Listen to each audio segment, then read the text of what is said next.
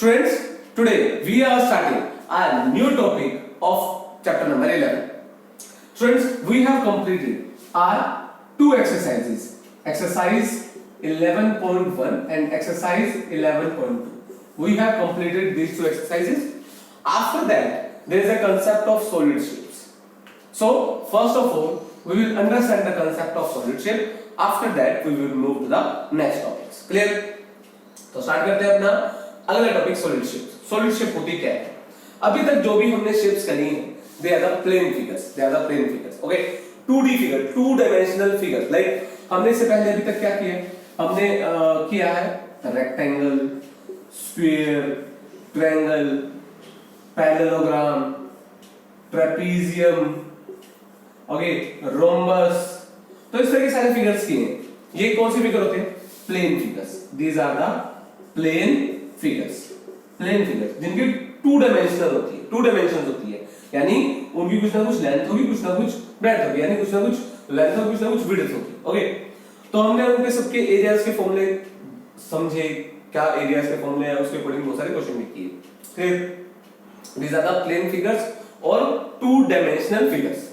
अब जो बात करने वाले हैं हम सॉलिड फिगर्स की, ज्यादा three dimensional figures, three dimensional figures.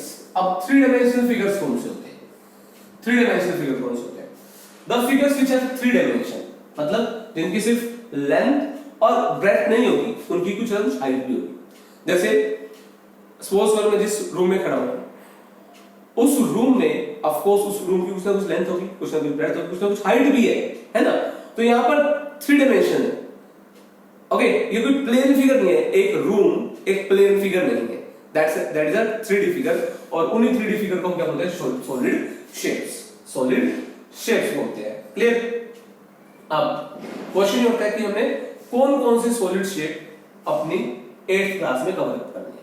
Okay, हमने 3 सॉलिड शेप कवर करनी है, that is first cube, second cuboid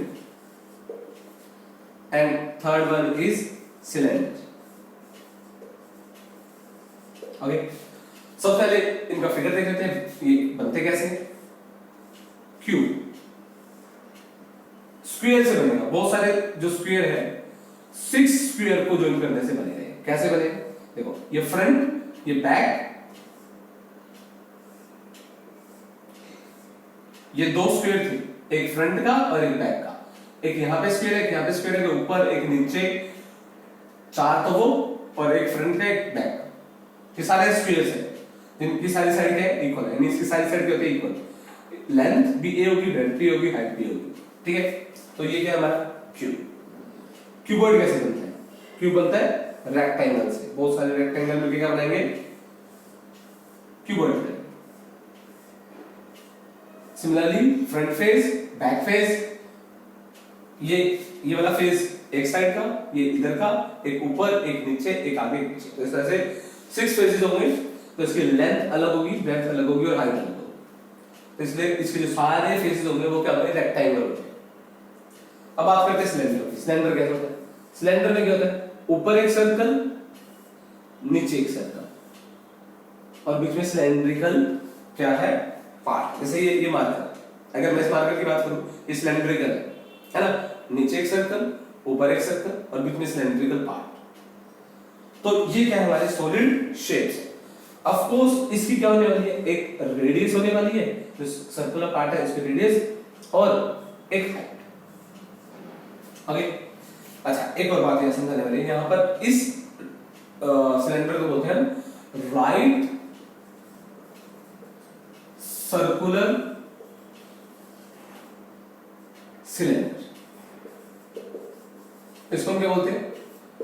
right circular cylinder. मैं यहां नहीं लिखूंगा, यहां पे तो शायद फ्लैश पड़ रही थी, तो इसके क्या बोलते हैं? Right circular cylinder. इसको स्पेशल वर्ड दिया है, राइट सर्कुलर सिलेंडर। ओके, क्यों? क्योंकि इसमें जो इसकी एक्सिस होती है ना, एक्सिस और रेडियस, इनका बीच एंगल क्या होता है? 90 डिग्री। इसलिए क्या होते हैं? राइट सर्कुलर सिलेंडर्स होते हैं। क्लियर? अब हमने करना क्या है? हमने इन फिगर्स का सरफेस एरिया फाइंड आउट करना है।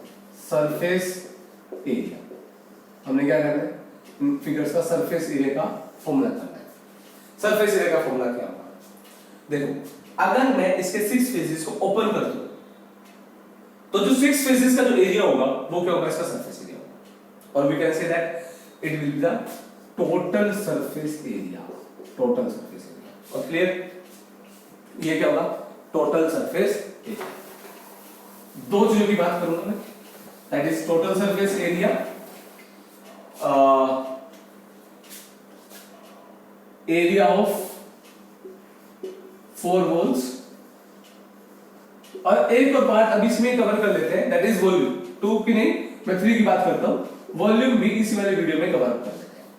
क्लियर, तो समझते हैं। देखो अगर मैं 6 फेसेस को ओपन कर दूं, 6 फेसेस को ओपन कर दूं तो जो एरिया आएगा वो टोटल सरफेस एरिया होगा इसका। या इसको कैसे समझ सकते हो, अगर एक क्यूब तुम्हारे पास है, उसको तुमने पेंट करना है, तो तुम क्या करोगे, 6 फेसेस पे पेंट करोगे, तो उन 6 फेसेस का जो एरिया होगा वो क्या होगा, total surface area. Total surface area, देखो इसके जो एक फेस का एरिया, नीचे वाला जो फेस है उसका एरिया क्या होगा, ए स्क्वायर होगा, क्योंकि स्क्वायर है वो, और सारे स्क्वायर है, सारे बिल्कुल एक जैसे स्क्वायर है, तो टोटल सरफेस एरिया किसका कितना होगा, 6 स्क्वायर, क्योंकि एक स्क्वायर का एरिया ए स्क्वायर, तो 6 स्क्वायर का एरिया 6 स्क्वायर। अच्छा, अब आता है एरिया 4 वॉल्स। एरिया 4 वॉल्स यानी जैसे अगर हमने टॉप ना लेना और बॉटम ना लेना, टॉप और बॉटम को हमने नहीं लेना, क्लियर है नोट, टॉप और बॉटम को हमने नहीं लेना, तो क्या होगा, एरिया 4 वॉल्स बच जाएंगे हमारे पास, क्या बचेंगे 4 वॉल्स, तो एरिया 4 वॉल्स क्या होगा, that will B 4a square, that will B 4a square. और इसका जो वॉल्यूम होगा वो किसके इक्वल होगा, a क्यूब। कैसे, लेंथ ब्रेड्थ और हाइट सारी सेम है, इनको मल्टीप्लाई करेंगे तो क्या आएगा, a क्यूब आएगा, इसलिए वॉल्यूम क्या होगा इसका, a क्यूब। अब बात करते हैं क्यूबॉइड। क्यूबॉइड का टोटल सरफेस एरिया कितना होगा, जो इसका जो बेस है इसका एरिया है lb, और ऊपर वाले सरफेस का भी area lb, length into breadth, तो lb प्लस lb 2lb इसका एरिया होगा। जो ये वाला सरफेस है इसका बेस इनटू हाइट bh, और इस वाले सरफेस का भी bh, तो 2bh इनका हो गया। अच्छा, अब एक फ्रंट सरफेस एक बैक सरफेस, तो फ्रंट सरफेस का जो एरिया होगा वो क्या होगा LH, और पीछे वाले का भी LH, तो क्या हो गया 2LH। तो 2 कॉमन ले लेते हैं अगर, तो फॉर्मूला क्या बन गया 2lb plus bh plus LH, that will be the total surface area of the cuboid। अगर हमें एरिया ऑफ 4 वॉल्स निकालना है, एरिया ऑफ 4 वॉल्स निकालना है, यानी उसमें हमें टॉप और बॉटम नहीं लेना।